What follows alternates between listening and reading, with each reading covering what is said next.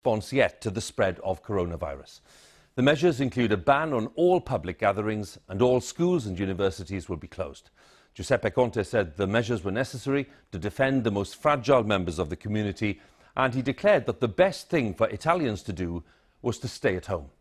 In Italy, the death toll has risen by nearly 100 in the past 24 hours, and there are more than 9,000 confirmed cases of coronavirus. Our correspondent Mark Lowen has the latest now. We join him in Bologna. Hugh, tonight, Italy, a founding member of the EU and one of the world's most visited countries, is facing the most dramatic restrictions it has faced in peacetime.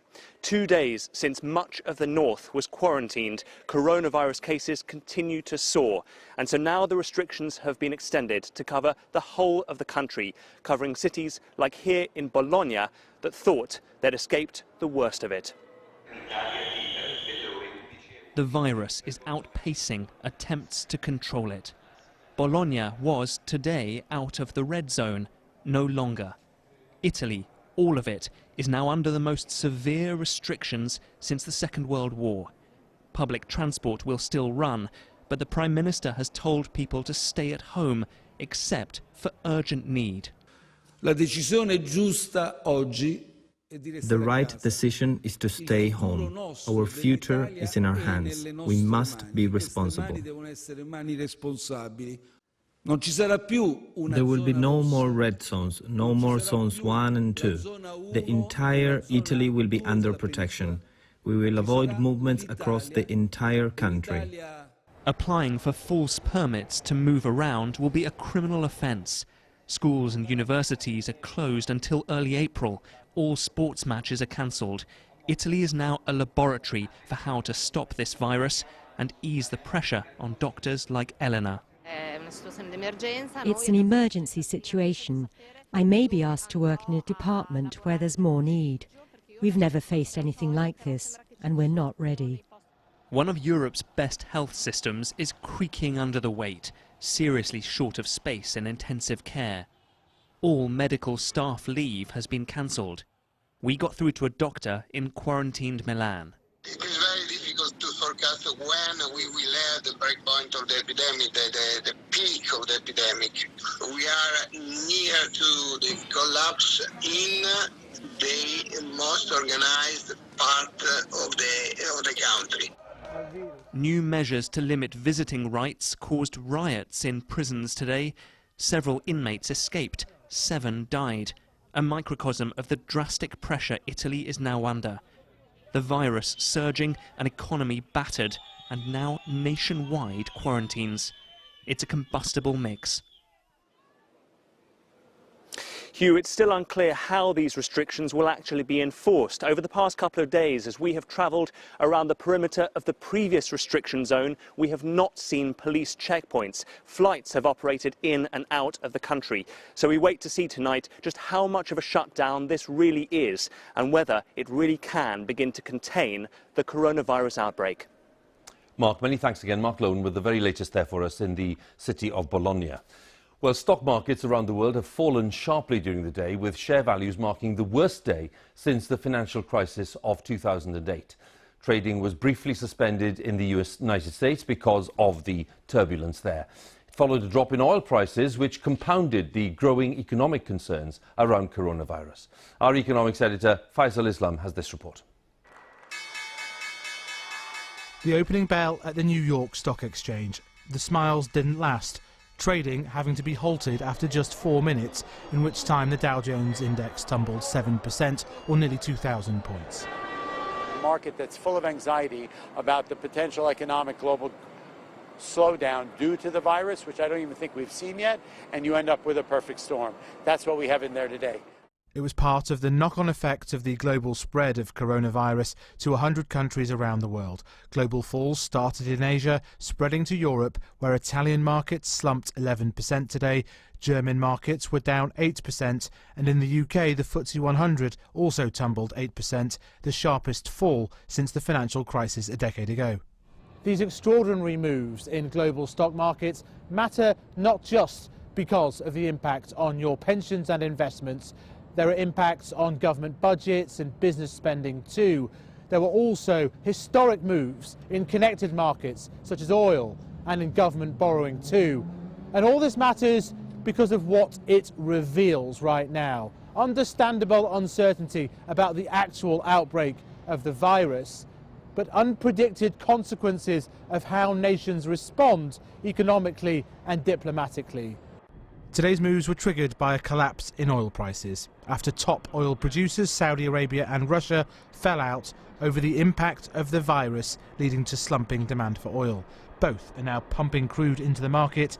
President Trump blamed that spat and the fake news for the sharp drops, adding it was good news for consumers filling up their cars. But today's fall does suggest a scepticism that world leaders have got a grip of the crisis. Markets don't have much confidence that governments and central banks are going to be able to support the economy through this coronavirus epidemic.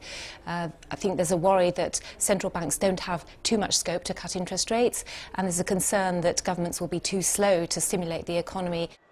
This is not just a trading panic. The market's asking big questions about not only the speed and effectiveness of efforts to contain the virus and its economic impact, but also uncomfortable trade-offs between the two. Faisal Islam, BBC News.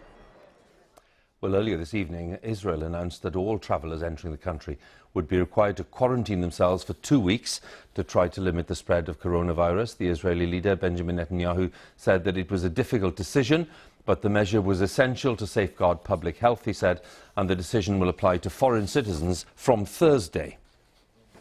Here in the UK, a fifth person has died of coronavirus on the day the government outlined the latest stage of its response to the crisis. The chief medical advisor for England warned that anyone showing even minor signs of respiratory tract infections or a fever will soon be told to isolate themselves for 7 days. It's the next stage of tackling the outbreak, which is set to spread in a significant way within the coming fortnight. As of today, there were 319 confirmed cases in the UK. Almost 25,000 people have been tested so far. Our health editor, Hugh Pym, has the latest. Tonight's message from Downing Street: events may be moving fast, but they're taking their time, working out the right types of intervention to be used to try to stem the tide of the coronavirus. While it's absolutely critical in managing the spread of this virus, that we take the right decisions at the right time based on the latest and best evidence. So we mustn't do things which have no or limited medical benefit, nor things which could turn out actually to be counterproductive. But officials announced one significant change to advice likely in the near future. We are now very close to the time, probably within the next 10 to 14 days, when the modelling would imply we should move to a situation where we say everybody who has even minor respiratory tract infections or a fever should be self-isolating for 7 days afterwards. 2 more patients in the UK have died with the coronavirus, one in their 70s at New Cross Hospital, part of the Royal Wolverhampton Trust, the other an individual at the Epsom and St Helier Trust. Both had underlying health problems. Elsewhere in Europe, Italy faces a huge challenge, with the whole country now effectively under quarantine. But other countries have seen a surge in case numbers. In France, there have been more than 1,200, with 19 deaths. There's now a ban on all gatherings of more than 1,000 people. In Germany, case numbers are above 1,100 and 2 have died. The government's also considering stopping large public events. Spain has seen nearly 980 cases and 25 deaths. Madrid's authorities have closed schools and universities for 2 weeks. One expert told me she thought the UK's response, without any such bans or closures, was well judged so far, but the European figures could be a sign of troubled times ahead.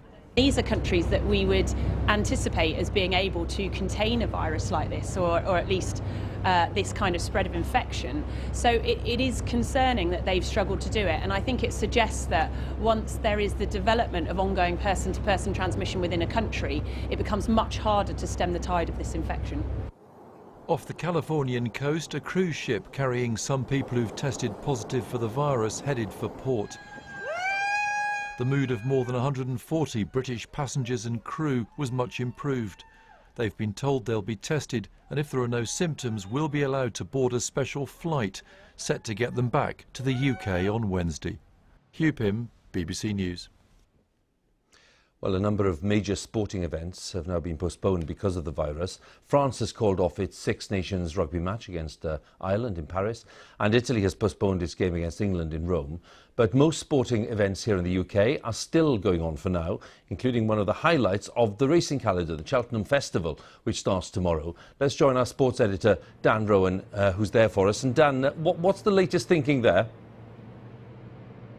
Well, Hugh, 60,000 race fans are expected to come through these gates for the first day of the festival tomorrow, and as many as almost 250,000 across the next 4 days. Cheltenham is on, and that's because the government has made clear today that according to their medical advice, there's still no reason why large-scale sports events should be closed or cancelled. But of course, elsewhere, sport is being badly affected. In the US, a major tennis tournament was cancelled overnight. The third Six Nations match of this season's tournament was today postponed. And across Italy, all sport has been suspended this evening. And of course, inevitably, that has raised questions as to whether it's right here in Britain for sport to continue as normal. Now, today, sports bodies and broadcasters were summoned to a meeting and told to ready themselves for sport to be ordered to go behind closed doors. But I think it's fair to say the government are concerned on two levels. One, that it may cause financial ruin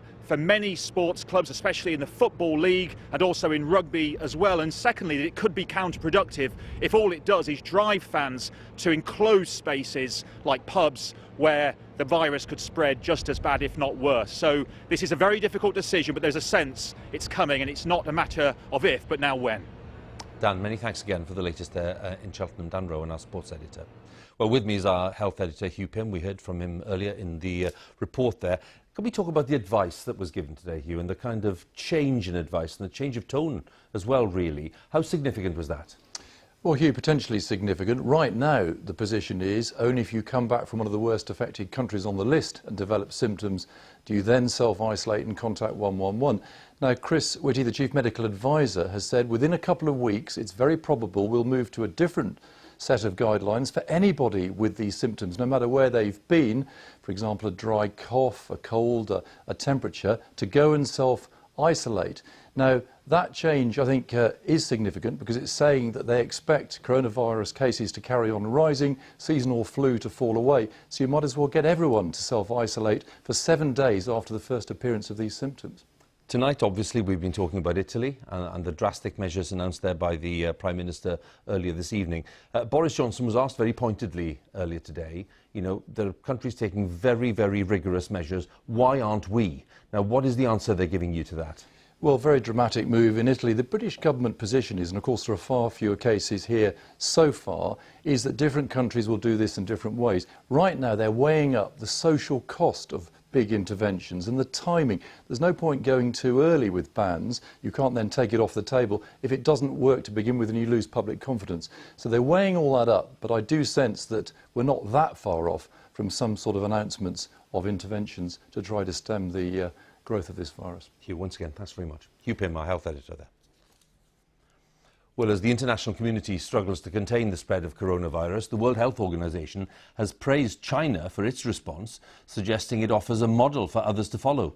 But inside China, there's anger over the way that the authorities have handled the outbreak, with censorship being stepped up, the very approach that experts say helped to accelerate the spread in the first place. Our correspondent, John Sudworth, has more details. In this message, a medic complains about the quality of protective equipment. The video's now been blocked on the Chinese internet. This one's been taken down too, a daughter crying out for her dead mother. Ever since China silenced Dr. Li Wenliang, who tried to warn about the dangers of the virus and later died from it, the censorship has been increasing.